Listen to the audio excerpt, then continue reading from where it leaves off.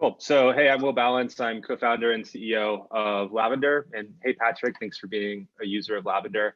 Lavender is a browser extension, and maybe some other people here as well, but I know Patrick had got us from Justin. It's a browser extension that helps salespeople write more thoughtful, confident, and effective emails. Makes it really simple to understand the sentiment or the effectiveness of the message you're sending.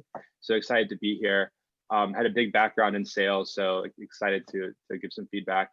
My fun fact for the weekend, I'm actually flying to Mexico tomorrow for a week. A friend of Will and I, she's a D2C marketer for like e-commerce brands. She's at Hydrant, and she's doing this like Mexico trip with all these people in e-commerce and direct consumer marketing, and I was invited to that. So it's kind of like a Mexico mastermind trip for people in marketing. So excited to go there.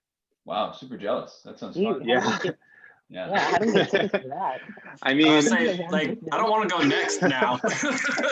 Well, I'll put it this way: it's my first time leaving New York in a year because of COVID. So, it's exciting to go, but don't be too jealous. I've been quarantined. All right, Chris. Well, tell us what you do, and if you're not going to Mexico, make something up. No, Jesus, man. So Chris Von Huene, CVH for short, slinging some copiers at Xerox. People still buy those, ironically. I'm actually I'm just spending family time, man. My niece, she's 18. She reached out. She's like, I got free time. You want to do dinner? I'm like, that's adorable. So we're grabbing dinner tonight. That's the only thing I can do to top going to Mexico. That's all I got for you.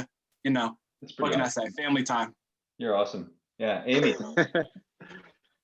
Yeah, so definitely not going to Mexico, but I'll take Saturday morning football games with my littles.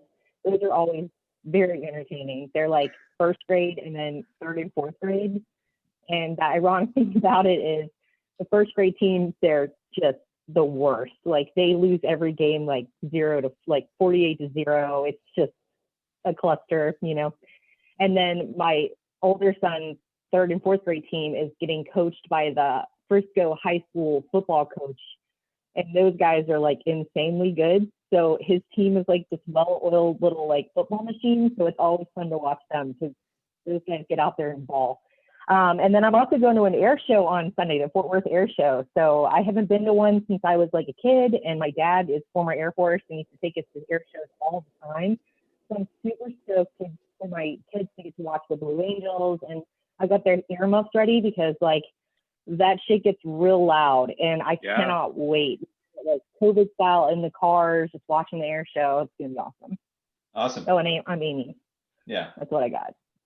Patrick, show us that amazing mic. Look at this. It's amazing. I also just got a ring light set up, which is why I was off. My face is usually in the dark, so people can't see. Yeah, that looks way better. Yeah, so I am ugly, so I'm sorry for it. But again, my name is Patrick. I'm the sales trainer at Panda Doc. I host a bunch of podcasts, and I don't know. I do a lot of stuff. I feel like I don't even have a main job anymore.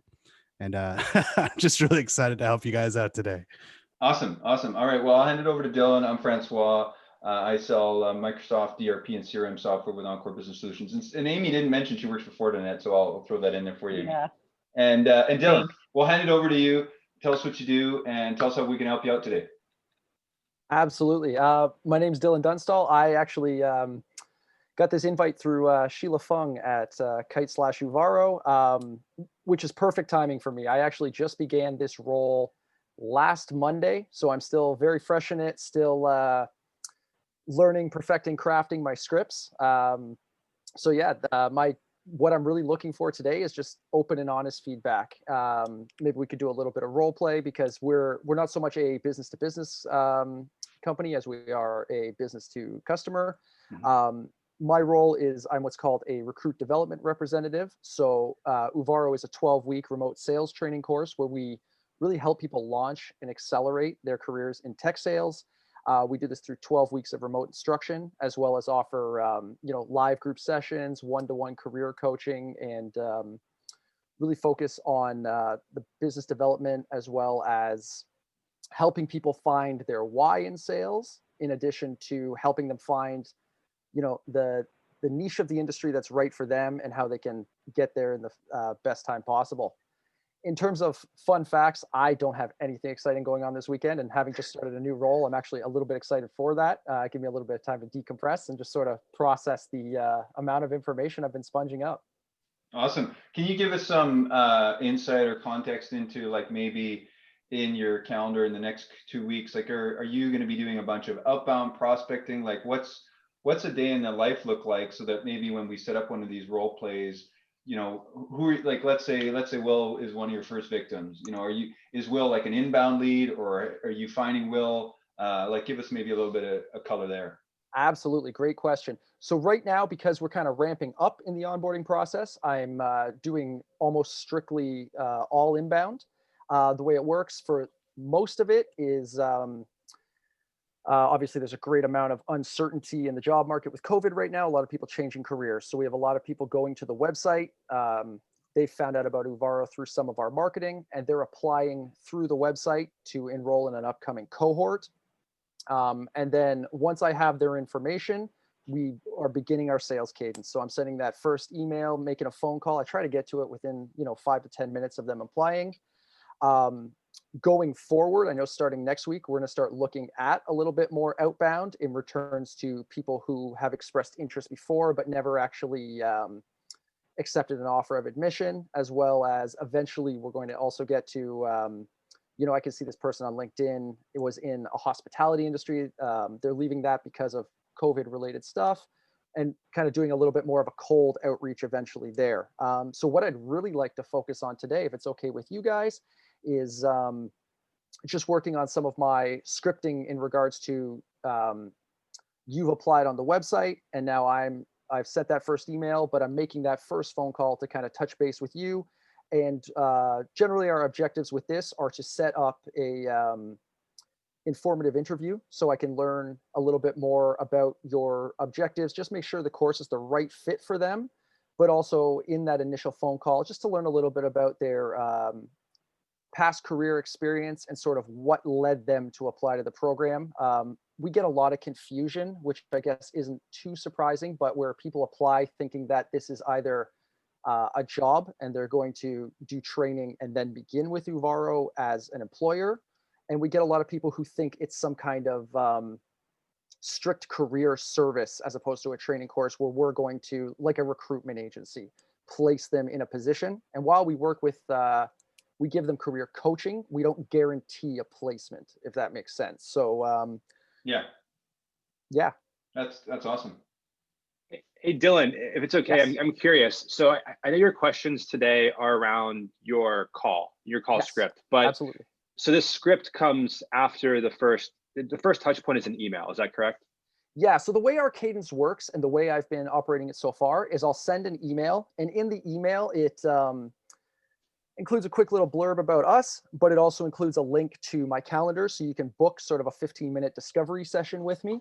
The call is sort of a more personalized touch that I'm usually getting to within a couple of minutes of sending that email, just to get them on the phone. And if we can do that 15-minute discovery call right there, that's perfect, because then we can either disqualify them if they're not what we're looking for, or proceed right to the interview. So I'm curious. I'm also biased because we're in part of the email sales stack, but because the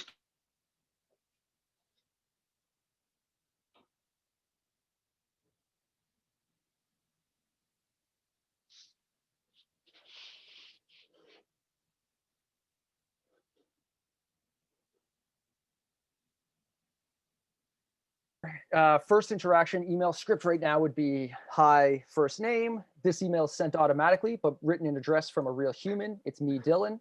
We're very excited to learn more about you and how Uvaro can help you achieve your career goals. Let's jump on a quick 15-minute call on Zoom to chat about the program.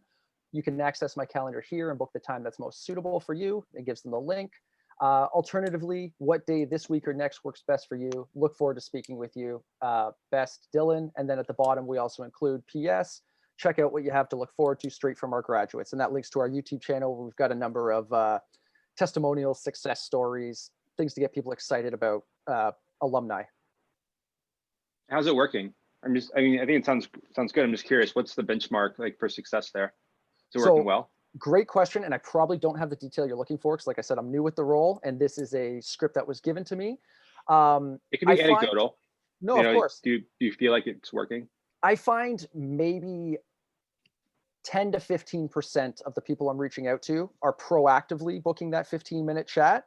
I've had more success getting them on the phone and being able to do that, 15-minute discovery call proactively, I guess you could say, and then set it up for that 30-minute interview to get a little more down to the nitty-gritty.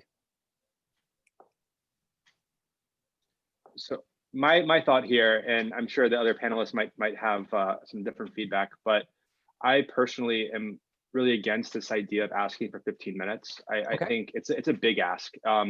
Might be different for someone who's looking for career advice and career training. They might have more time, but I get lots of emails asking for 15 minutes of my time. And so one of the things that we push at Lavender is this idea of the call to conversation versus the call to action. So the typical method is, hey, let's get 15 minutes on the calendar, 15 minutes. But and in your case, they're an inbound prospect, so they're warm, and this is a little bit different. So you have to kind of temper this with what works in your funnel. But what we're really pushing this idea of, well, what if you didn't ask for the 15 minutes until the next email? And in the first email, you optimize for getting them to reply, to start a conversation. So asking them a question of like, well, why did you reach out? Or what are you trying to learn? Or things like that, like just getting them to respond. And then once they're in a rapport with you, then saying, let's get 15 minutes on the calendar. So it might slow your funnel down by 24 hours, waiting for them to respond to that first email. But what we're seeing, and my hypothesis would be that just getting them to respond, if your conversion rate on the proactive booking for an inbound lead is only 1 out of 10, like getting them to just respond to the email and starting a conversation could potentially increase that. So it's something I would think about A/B testing. Even before we get to the call script, just like that part of the funnel could maybe be optimized. You know what? I think that's a really cool idea. Like I said, I'm very green in this role, so I don't have enough to know pros and cons on that. But I like that idea of proactively asking the question and looking for a reply, and then looking to book something. That's a really cool idea. Thank you for that. Hey, I'll just add something because Will just gave me a thought there. You could also use that first email to save yourself that 15-minute qualification call and just say like, hey, normally people reach out for these 3 reasons. They think we're a recruiting firm, like what you just told us already. I would actually just put that down in the email and possibly just save yourself that 15-minute call, because it just sounds like the whole point of that 15-minute call is to, do you understand what we do? And are you qualified or not? And I think you can even put that in like, hey, here's the top 3 reasons why people inbound for us, just to ensure that, we're just aligned before we hop on a call, like what one resonates most with you. Because 2 of them are going to be disqualification automatically, and 1 of them will actually be qualification. So something just kind of think about, because I don't know, like the 15-minute qualification call, like I'm always just trying to like, can I do that in an email? Can I just not waste my 15 minutes? Because it's a lot more than 15. You got to book it. You got to mentally make the space for it, and you got to hop on the call. So let's say it's about 30 minutes. So really you're putting 30 minutes to even see if they even understood the messaging correctly on the website and understood what your company does. Can you do that faster in a way that both people will appreciate, candidate plus company, and just skip that all together and kind of just get to it? That's I'm already benefiting from this session, because that's another great tip that I really like. I really like that idea too of proactively saying to them, here's what we see, and where do you fall in there. That's a really neat idea. I'm definitely going to kind of stew on. Yeah, Ryan, like can that a lot. Jump in and ask a question sorry, about like video? So I'm not like a huge like Vidyard video person, but this sounds like it would be like the perfect scenario for something like that. Like maybe in touch point 2 or 3 even, where it's like a 30-second, 1-minute clip on Uvaro.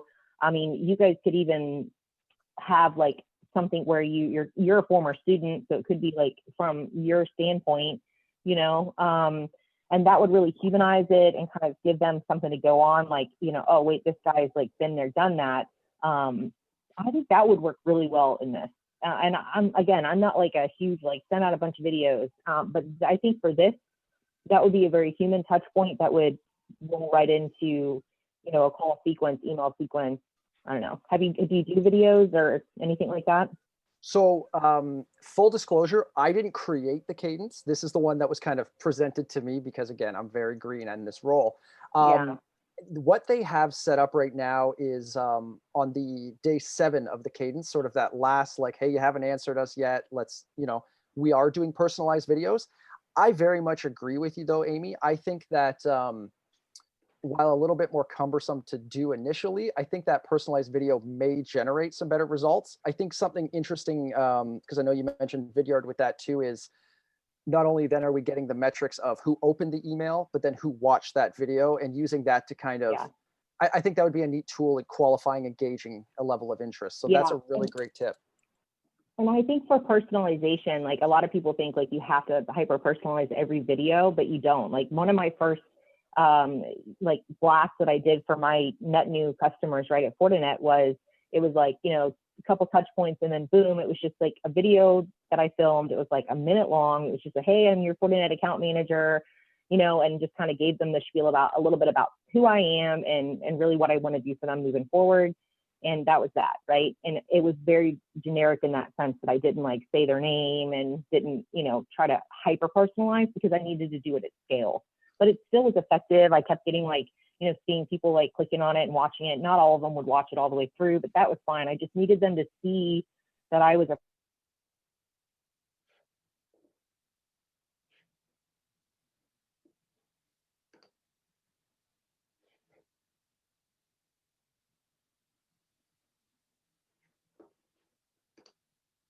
cold call, and the email would be effective.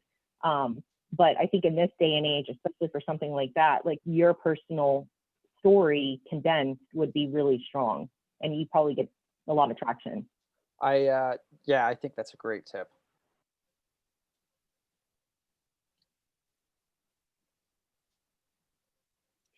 So I had a thought around Chris's comment earlier around using the email to pre-qualify and prevent this phone call. I don't know if this is helpful. I come from software, but it's an anecdotal story that could be helpful in how you're thinking about it. I forget the company, but there was like this 8 months ago, a year ago, I was trying to buy software. Like I was a buyer, I was ready to pay for it. And I was an inbound lead and they set up the first meeting. It's this 15-minute meeting and it's a qualification call. And I'm on the phone with the guy and I'm like, I want to pay, I want to buy. And he was not able to process the transaction. He had to set up another call with someone else later on. It was a massively terrible experience for me. So I think these qualification calls are just as kind of, if you can avoid them, it's good for both you and for your prospect if they're not qualified to get it out very simply. And they could have pre-qualified me through an email, knowing that I was ready to pay, and saved us all 15 minutes and moved me to the transaction. And I think they actually lost the deal because I went to someone else who I have to wait another 48 hours to get a meeting with and bought it online. So I forget what it was though, but I think it's something to think about. And it kind of also aligns with what I was suggesting of this call to conversation. Like your call to conversation could just be, out of these 3 options, like Chris mentioned, are you part of the qualification that we're looking for? And you kill 2 birds with 1 stone, if you will. But I just think about that, like your prospects may not want to be on that call if it doesn't really move into anything other than qualification. No, I think that's a great point. And I've noticed that a little bit as well when candidates are, especially in the proactive booking, because then I have them on Zoom.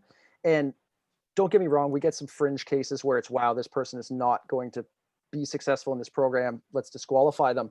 But I think you're right. And I'm starting to see that largely a lot of those, especially when I've already got them on Zoom, let's just extend it by 15 minutes and get through all the questions. So that's, again, a great point. I really appreciate. It makes sense. If they're an inbound lead, then they've self-booked. They're like very qualified. And if you can extend that questioning by 15 minutes and accomplish it all in one call, it would make a lot of sense. No, absolutely. And I think, again, to tie into what Chris said, if you can do a combination of push those 2, the discovery call into the interview, because I've already pre-qualified them with some of here's why people applied, what was your reason.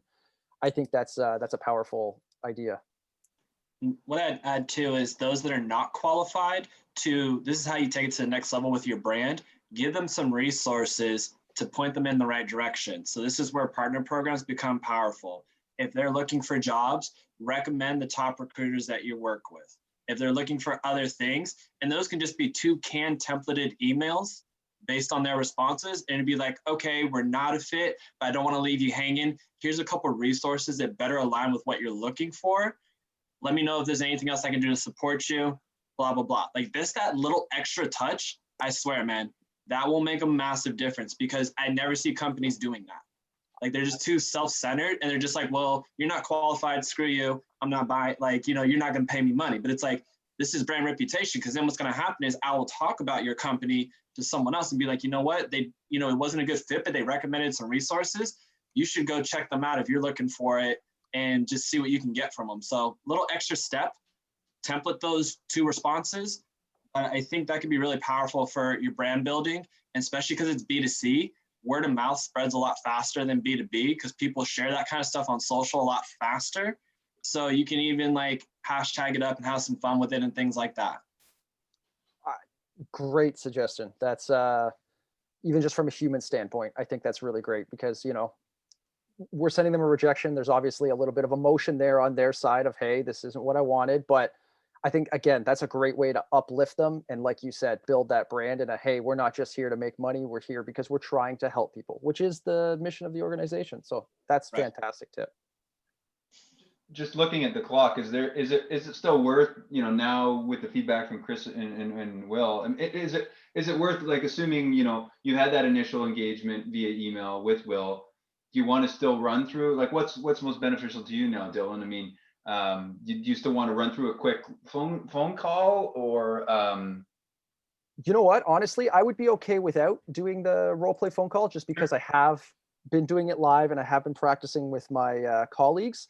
I'd kind of be interested if there's time to allow it. And I, unfortunately, I can't spend the full hour just because I'm back to back in meetings. I apologize. Yeah, sure. I wouldn't mind if you guys are open to it, kind of walking you through the rest of your cadence and what you think in regards to touch points. And one thing I'm noticing here is a little bit of, maybe there could be some redundancy in this cadence, and just getting your thoughts on how to. Yeah, I've given you permission to, if you want to share your screen, or if you just want to walk us through it mentally in terms of like the steps, it's up to you. No, absolutely. Here, I can share my screen right now. Just give me 1 second. Can I make one point while you're doing that, to Chris's point about this branding opportunity? I understand, since you're young in the role, that you may not have all the flexibility to start establishing what is the brand for your company, but we're in a world now where the individual SDRs are like micro influencers.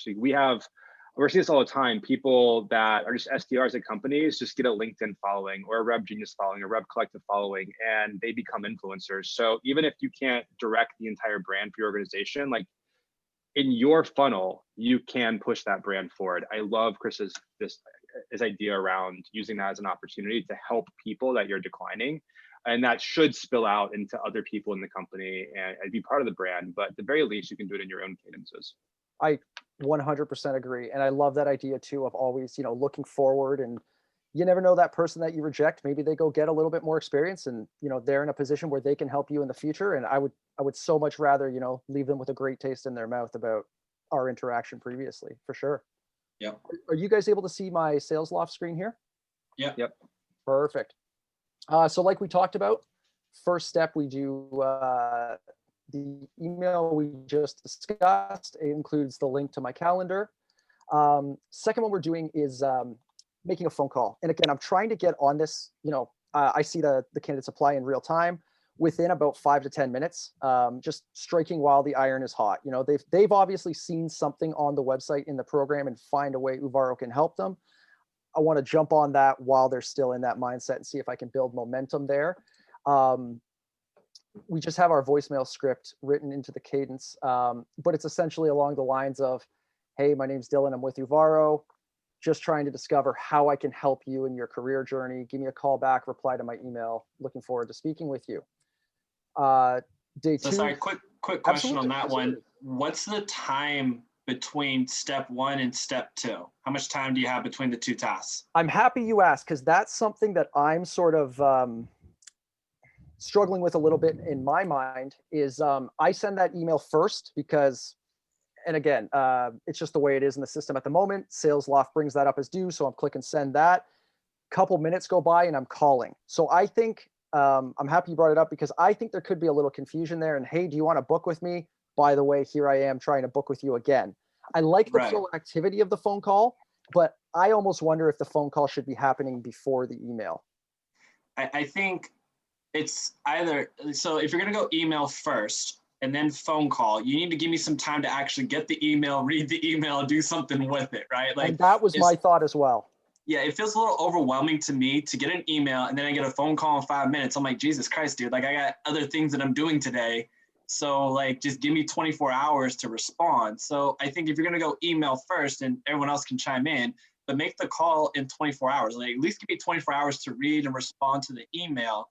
Because if not, if you're kind of doing this double tap within 5 minutes, to me, it just feels like a little bit aggressive for an inbound. Like I know you want to get on the calendar, but if you go phone call first and follow up with an email, not as bad because you just missed them on the phone and you're following up with an email. I think that would make a little more sense. What does everyone else think? So on that note, something that I find a lot of success with, Dylan, is calling them to tell them I'm emailing them. Like I literally call them and tell them, hey man, like, you know, I'm like so-and-so from, I usually start out my calls really simple, like, hey, Amy from Fortinet, like I know I'm calling you out of the blue. Just want to let you know, I'm sending you an email with my contact information and just some information about what we're doing with blah, blah, blah. Let me know if this is something that, you know, is interesting to you, so we can set up some time to talk. And I keep it really chill, really casual. I don't ask for anything. I don't get pushy or salesy. And then I ping them with the email on the call and I say, let me know if you got that email. And like they open up their email and they're like, yeah, I got it. I'm like, okay, cool. Well, all my contact information's in there. You know, really just wanted to like, you know, give you my contact information. Sometimes like, I'll put my picture on there or my LinkedIn or whatever. And I'll tell them like, I just want to give you like a kind of a face with the name and really excited to get to talk to you more, whatever. Like I keep it super chill, but it humanizes the conversation immediately. You get the email knocked out and then you've almost incentivized them to respond to you in some way, whether it's just to say like, hey, great, thanks for the email, you know, whatever. But it also kind of, it's not that you're asking them permission to send them an email, but you're killing two birds with one stone. And you're also immediately giving them some sort of human component of that first email. And if you get their voicemail, I do the same thing, like, hey, you know, so-and-so Amy from Fortinet, I'm going to be your new account manager or whatever you want to say. Like, I'm like going to hopefully work with you on your career path, maybe, I don't know. And I literally tell them like, just calling to let you know, I'm sending you an email. All my contact information is on there. Looking forward to connecting with you sometime in the future. Like keep it super chill. And then you send them an email, right? Sometimes I don't even give them my phone number in the voicemail. I literally just tell them I'm sending them an email. And then my email starts with, hey, just called, left you a voicemail, you know, and I go from there. And, you know, some of that gets, like the more we overcomplicate things, the harder it gets to sell. Like just keep it like really chill, really conversational. And I would do those 2 steps, flip them around, do the phone call, send the email while you're on the call. Like, I mean, I know it's hard to do because, you know, like the way the sequence is set up, I'm not sure if you can actually literally send the email when you're on the call, but I do, and I confirm that they receive it. And that's like a double whammy. So I don't know if there's a way for you to do that on that sequence. I'm sure there is. And I think that's, yeah, that again, blown away by everyone's feedback. Thank you so much. This has been wonderful so far. But I think one thing I'm really starting to realize is that maybe we do need to massage those, the order of those 2 steps, because everything you're saying is just bang on, makes 100% sense. Is So this Dylan, 7-day? Is this a 7-day sequence? I'm sorry? This is just a 7-day sequence. 7-day sequence, yeah. And it doesn't track the weekends, so 7 business days. I might be crazy, but that seems so short to me. Am I the only one thinking that? I don't, because like I've worked both inbound and outbound, and I'm not sure how your process works, but if I have an inbound lead, I'm going to be working that crap forever. Very Yeah. fair, very Until fair. they give me an Do answer. you just drop it at 7 days? Like, or does it continue thereafter into another sequence?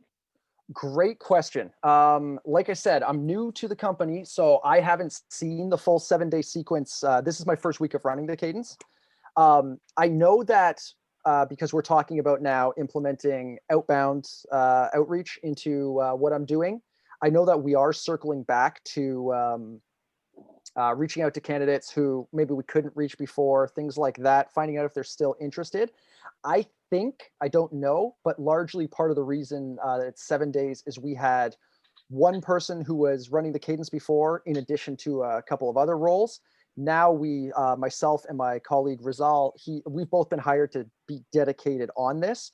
But again, I'm glad you brought it up because I hadn't actually thought about that yet, but maybe it does make sense to go a little longer after 7 days. And that kind of brings the question to my mind, and I'd love to kind of hear some thoughts on this.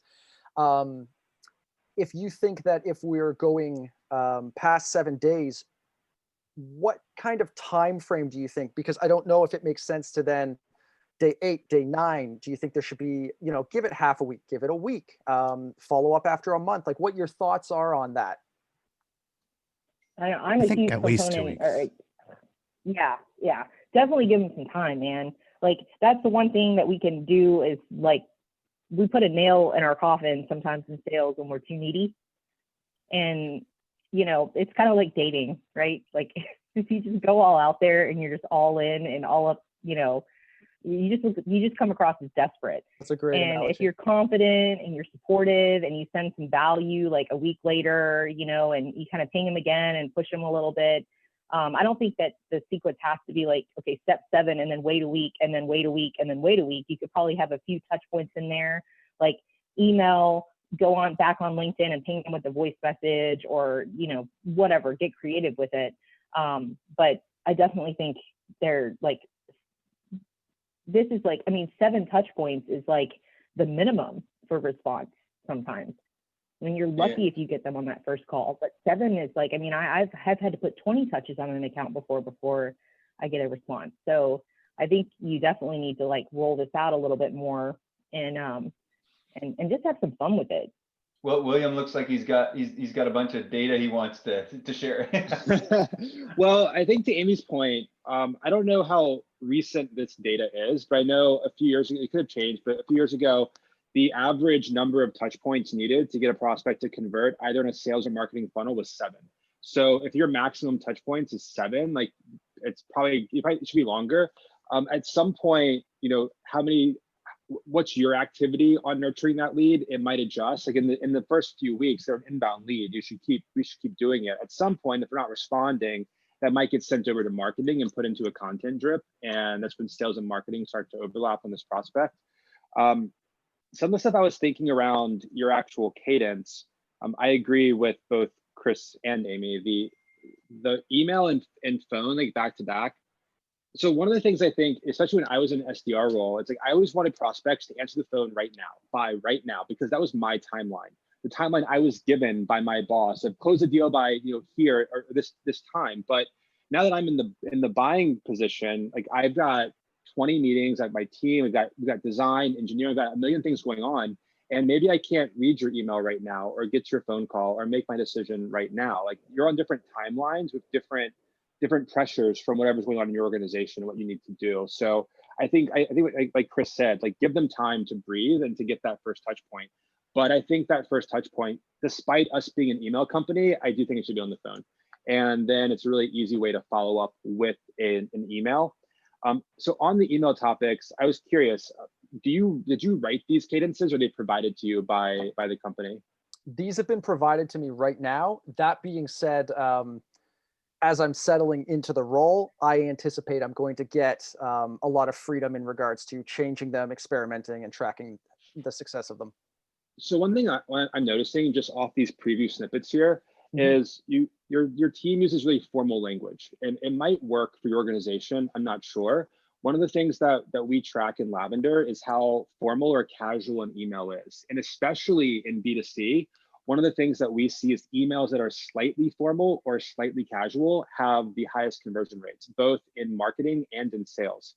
So because you're going B2C, using even basic stuff like we've received your request and stuff like this, it's over formal for what the email is. It's less conversational.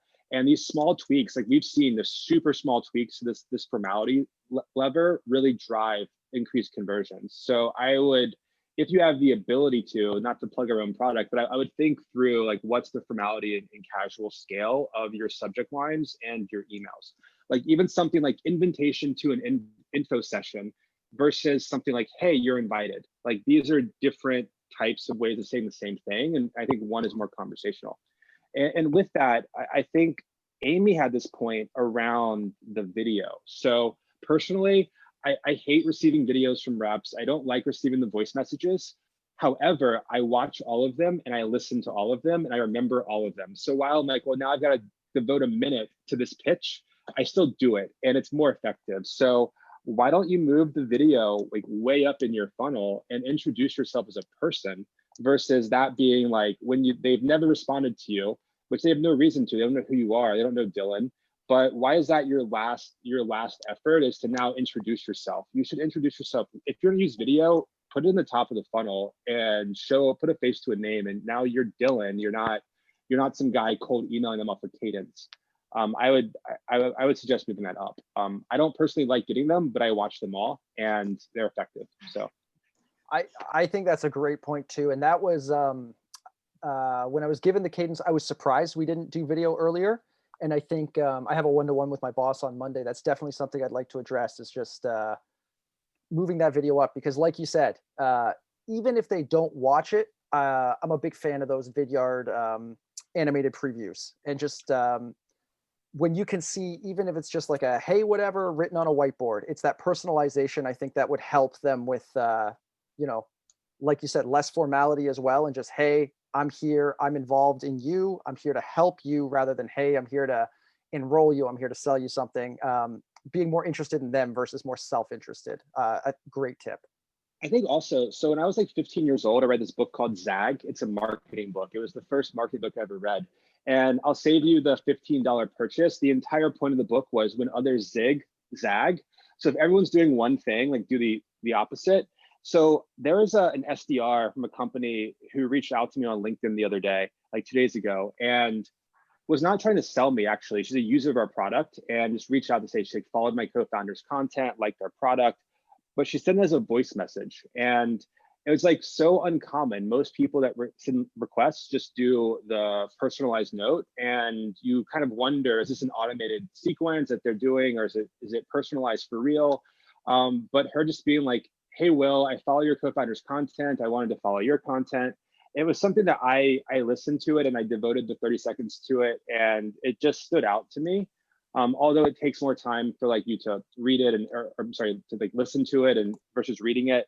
But I think the connecting on LinkedIn with a voice memo, it's a tool you should probably be using, and the connect on LinkedIn should maybe get pushed up in this cadence above the invitation to an info session, which just seems like, if you frame that the right way of like you're exclusively invited, it could be really effective. So I like it, but I just think introducing you as the rep of the company in video and voice way early in the cadence would be effective. So you should probably use that tool on LinkedIn if you're going to do a LinkedIn connection request.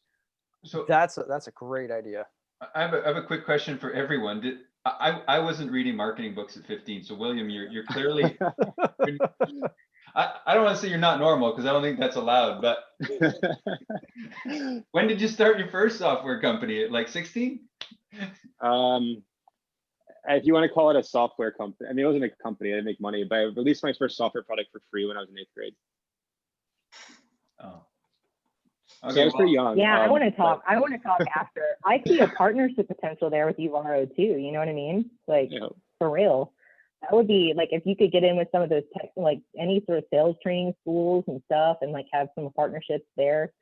That would be really good. I think that was awesome. Hey, I'm curious, do you guys have any data behind memes in emails and success rates? That's a really interesting question. Yeah, go ahead. We don't have data on that. Does anyone here have data on that? I have some thoughts on it, but I don't have actual data.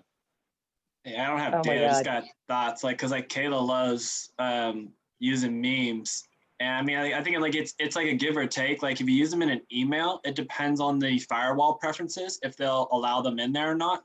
So sometimes if you're trying to send it via email, you're gonna get screwed because it won't render. Especially like for Xerox, like I have to hit like add sender to safe domain list before I see anything. If not, it's all these like funky looking boxes and it looks horrible. So I'm not a fan in the emails, but like on a LinkedIn message, it will render every time. So I would use it But more what's funny in is LinkedIn.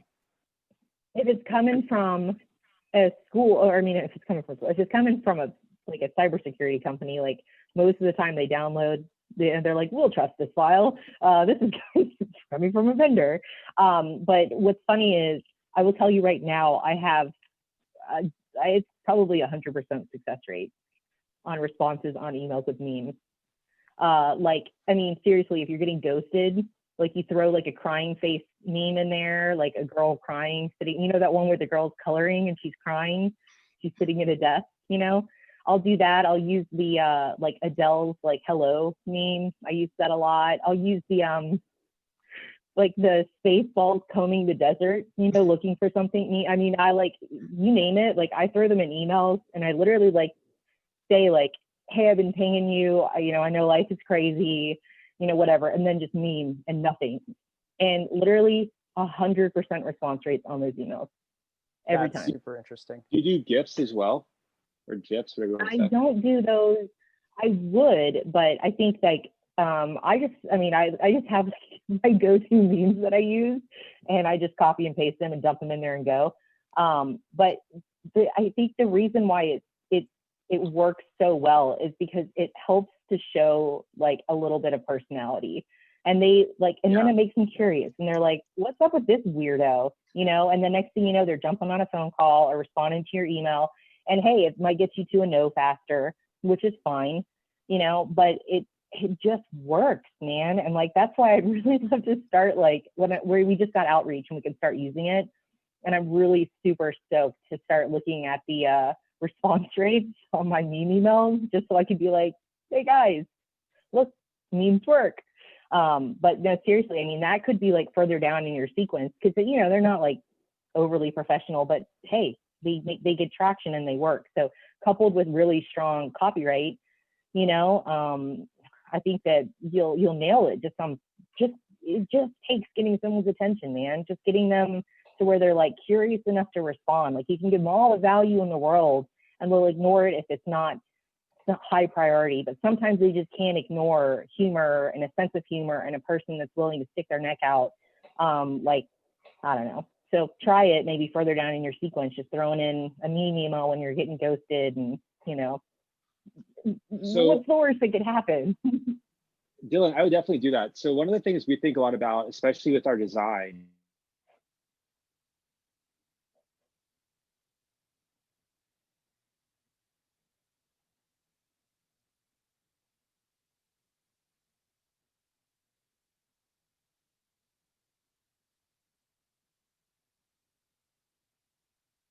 and I think what you'll find now is your audience of people looking for career advice or career training, and most buyers are going to be of an age where they were coming into the internet as it was kind of forming in the social world in Web 2.0. So things like memes in that audience are going to really resonate. Like they've experienced them. It's not going to be unprofessional and off-putting unless they're maybe in more traditional or regulated industries. But for most people, I think it would be really effective. It's a great point from Amy. I think also GIFs. So I don't use GIFs personally, but even in my last sales job several years ago, we started using GIFs in our breakup email. I didn't do it, but other reps did, and they had pretty good success. One of the things that we're adding in our platform, like right now, is the ability to easy add GIFs into your emails and tell you, how does this GIF, what's the emotion of this GIF, and how does it change the meaning of your message? So I think you can use the wrong GIF and that could be a negative, but I think GIFs and memes are really good tools that, depending on who you're reaching out to, is going to be like what they're used to experiencing when they're scrolling Instagram or things like that, or when they came on the internet. Like if they got exposed to Facebook in high school or college, for example, like these sorts of things are going to really resonate with their trajectory and when they experience the internet world. So I would try them for sure. Great point.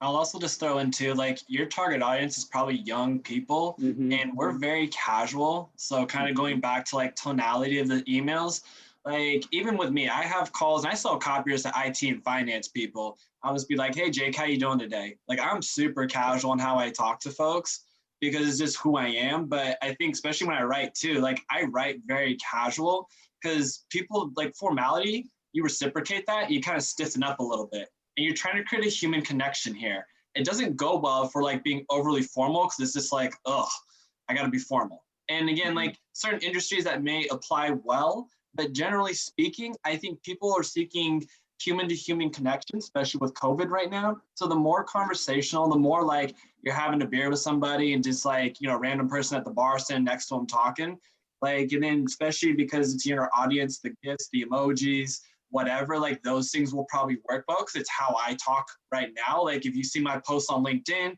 you see my comments, you see my text messages, all of that's in there. So we also align with things that look and sound and feel like ourselves, right? We're very egocentric like that. So the more you can mirror that in your outbound, the better you are in probably connecting with people.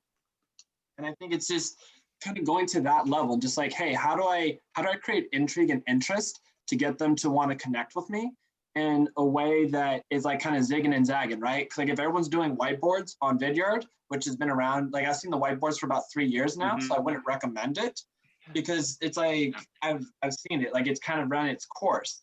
But then, okay, can you do something different? Like maybe like I get dressed up with like a vest and a tie on and shoot videos all day. Like that's what people know me for. It's something very different, right? So that adds a little spark to it. But then it's like, oh, this is different. He's making a video. Why is he so dressed up? But he's talking so casual. Like, you know what I mean? So just kind of thinking of things in a way of standing out, but then ensuring that you're still providing value as well. Don't just stand out to stand out, because then it's just like a spark in the pan and I don't know what you want me to do afterwards. That's a great point. I appreciate that kind of comment about, you know, this is played out and doing something different. And I think, you know, I think you really hit the nail on the head with the egocentric thing. If you're talking the way that they are probably going to be talking and thinking, I think you're right. That's really going to resonate with them. Yeah, your customers write the best copy, to be quite frank. Like I would be interviewing my customers on the discovery calls. If you got Gong or Chorus or some kind of call recording, hear what they're talking about, hear how they're using the particular language, put that into your emails. And that, like for me, that's always resonated way better in my outbound and getting replies, is when I sound like them, because I just recorded them and flipped some of that language into questions and maybe rearranged it a little bit. Like, don't reinvent the wheel, man. Your customers are your best copywriters. Start chatting with them and using that language. I don't know what you think about that, Will. I mean, you got more expertise in the email copy than I do. So we're honestly building that as part of our platform. Prospect communicating to, hold on, my microphone just changed for AirPods died. So we're building that as a feature. Like, how is the prospect communicating so you can read the room and then mirror that and respond appropriately? Are they using X type of language? But we don't have that right now. So I think in general, what you're saying is right. Like even our own copy, like a lot of the things that we say about our own product are things that we heard our customers say on a user interview.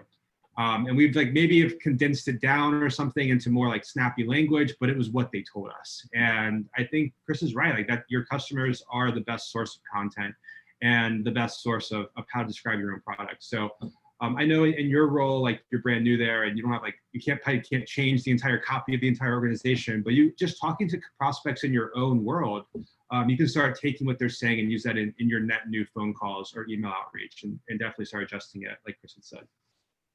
Also on that point, I do not like the whiteboard. I think he's right. It's very played out, but the medium of video is useful. Just think of your own way to brand your 30-second snippet that you send to the customers. For him, it's a vest and tie. For you, it's something else potentially, or maybe it's that, I don't know. But the whiteboard session, I think it's always like those Fiverr videos where it's an automated whiteboard drawing. And I always think it's like someone just ran it through a processing at scale and it's not personalized. So I think a few bad apples have ruined that for a lot of people because they've got so much. Have a lot of you seen the video style where I've seen this in an outbound sequence where let's say I'm prospecting you, William. So they start with, and I'll just pick Drift. It doesn't matter what platform. And it's like the video is just my picture in the bottom and I'm on your LinkedIn profile. So it's a video that's a screen share recording. And I'm like, hey, Will, I was on your site. I see you did this. And then maybe I'll hop to a tab with your Twitter profile. And so it's kind of personalized that way. Now, again, I've seen it. I'm assuming people are using it. I think the script and the language you use could make it, you know, great or boring. But I found it interesting because the focus wasn't like, I think video's interesting, but it isn't like just my face on the screen. it's me talking, but it's really about you. So I thought that was an interesting twist. I'll jump on that because I've been seeing it more. I think like going on the LinkedIn profile is cool just to show like, hey, this is personalized and not automated in that sense. But I think it's more powerful if you jump to their own company website and point out specific probable challenges that they're facing and a quick little pitch on how you could solve it. And Dylan, I don't know how this could work for you per se, so apologies if this becomes not relevant. But I think that's super powerful. It's like, hey, on your website, notice these things, or how's your company thinking about A, B, and C, given that you're doing this? And Dylan, if you're looking at someone's profile on LinkedIn, I'd probably just go to their LinkedIn. It's like, notice you're in the hospitality industry. Have you thought about sales? Because there's such a powerful connection between taking care of the customer. And we've seen a lot of people like yourself make this transition be incredibly successful. So maybe that's how, Dylan, you can switch that pitch, because they're not going to have a website, generally speaking, because you're B2C. But you could for sure just maybe look at that prior job experience and know that generally speaking, students are coming from these categories, and make that connection. Like that's a highly personalized video at that point. I'm like at least going to watch the whole thing and probably respond and say props to you for being that creative. Well, I'll hop on that thought, Chris, really quick. Let's say, Dylan, you're reaching out to Chris and he's in hospitality. I think what you could potentially do is you could point to Chris's profile, maybe it's his Instagram, and talk about hospitality, and then have a tab or another page open of a case study, because you probably have somebody who's gone through your school that came from the same industry as Chris. So you can draw that connection and say, hey, Chris, I know you're in this industry. I know you're interested. Here's Becky. She came from hospitality. Now she's working for Sales Law. Like right there, you can paint that picture for them. So, I mean, that might be an option. That's a great tip as well. I just want to be respectful. How's everybody doing for time? I know this was kind of a not a typical hour block. It was like 1/4 past. So, how, do we want to start wrapping up in like 2 or 3 minutes here? Yes, if we could. Sorry, guys. I wish I didn't have this other meeting book, because I have gained so much from this. This has been exceeded my expectations. Thank you so much for the invite. Yeah, I mean, I guess any last comments from anyone, or any last questions? I think the only last comment I would really put is more towards that sequence and making it a little bit longer. Give people some breathing room in the following weeks, because you've done 7 touches in 7 days. So I would start spacing out maybe 2 to 3 touches per week. So that would be like 2 emails and a phone call. And I would kind of just start giving them a little bit of room to breathe. So you're not just like berating them for 3 months straight, and you probably don't have enough content to run it that aggressively for 3 months. But just when you're thinking more long-term building that sequence, start giving them a little bit of space. And so they can kind of like, do other things. Like Will said, he has a bunch of other stuff to do. He's seeing the stuff, but he just doesn't have the time. So it's more give a little space so they can kind of process it and not be overwhelmed. Absolutely. Yeah, I think so my final thoughts would be less tactical, but it's not even that I don't have the time. It's like there's other stuff going on, and your priority is not the buyer's priority. And I think one of the things that's really a problem in sales right now is people think of their prospects as just that. Their prospects, they're an entry point in a CRM, or if there's on a spreadsheet or something like that, they're a number. But Dylan, you're a prospect of somebody. I'm a prospect of somebody. Patrick is, Chris is, Francois is. Like everyone is a prospect of somebody, but we're all human. So think through, like if someone was prospecting you, how would you want to be treated, and how would you want to be communicated to? Do you want an email and a phone call in 5 minutes, or do you want, like, how do you want this process to work on yourself? Because it's really easy to think of, I'm running a cadence and it's going out at scale. And at scale, if an X% of people respond positively, then it's a success. But all those people are actually people. And I think you should think of it that way. Just like, how do I build a human connection with them? And it might require a few extra minutes to build the video or the personalization, but it's going to pay for itself in spades, because you're going to higher close rate. Absolutely. You're 100% right, I think. Well, listen, I learn more from these than I feel like I give. Like William and Chris and Patrick, you guys are always, well, not always. This is your first time, William. Amazing feedback, like really cool stuff. Chris, you always bring some amazing feedback. But Dylan, one thing I always tell people is, and I'll speak for William and Chris, but in a week or a month, like we've had lots of people just reach out to us individually and say, hey, this is kind of something I'm trying different. Do you mind giving me feedback? So, this is not like, one and done. I think we want to see you, apply some of these things, and then, you're going to want to get feedback. So we'd love to hear how things are going in a week or 2 weeks. I'm not saying Absolutely. add us And to the cadence, but reach out. I'm thrilled that you suggested that too, because I absolutely would love to follow up and kind of, here's what I've massaged, here's what I've tweaked, Yeah. here's what I've learned. Yeah. What do you think? No, I again, thank you so much, guys. This has absolutely exceeded my expectations. I've gained a lot of useful knowledge for this. I took a lot of notes. Awesome. Awesome. On that note, everybody have a great weekend. Have a great trip to Mexico, William. And Thank you. Thank you. Yeah. Have Thanks a good for one, having me. guys. Take care, Thanks, Thanks for coming on, guys. Dylan.